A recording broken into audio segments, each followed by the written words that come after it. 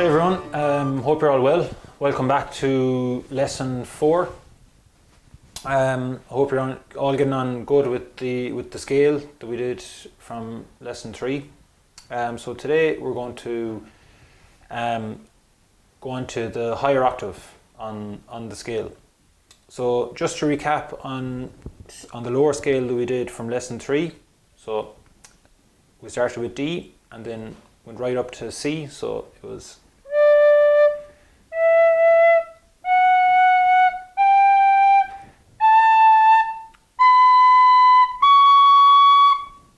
that's the lower octave on the scale.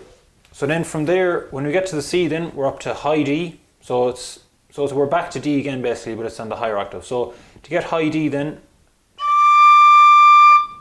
we're blowing in just harder. So it's the same fingers down on covering the same holes. So it's all fingers down, same as low D. So now some people like to have the top finger up.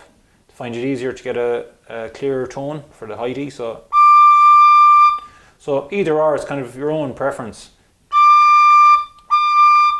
Sometimes it depends on the whistle too. It can be clearer sound if you have the top finger up. Next thing we've got the E. So it's the bottom finger up again. So it's the exact same as the lower octave, and you're just blowing in harder. So you've got low E then, and high E. So it's just blowing in harder just to get the higher note. Next note then is F. So you've got your next finger up.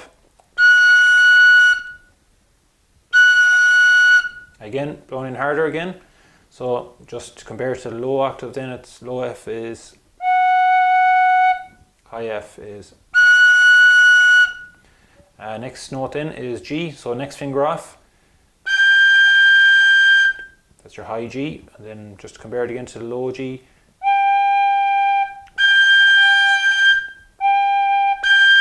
Okay. Next note then is your A, so that's your high A. So comparing it again to the low. And then B then. Next finger up, so then you're to the low, just compare it again to the low B. So now we've got C then again, and you could also get high D again, but I'm going to save the windows here in the house, so I'll let you try that in your own homes. So just recapping that again, we'll just go from the high D up to high B. So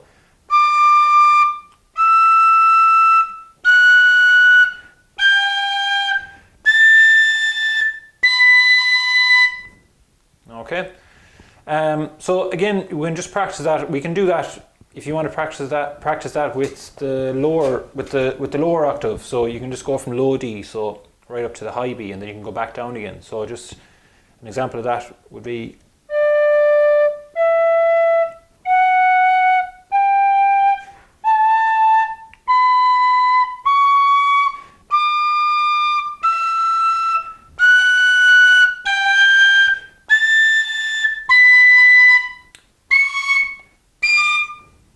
that's right up to the high D. So, and then you can practice that thing going back down again. John.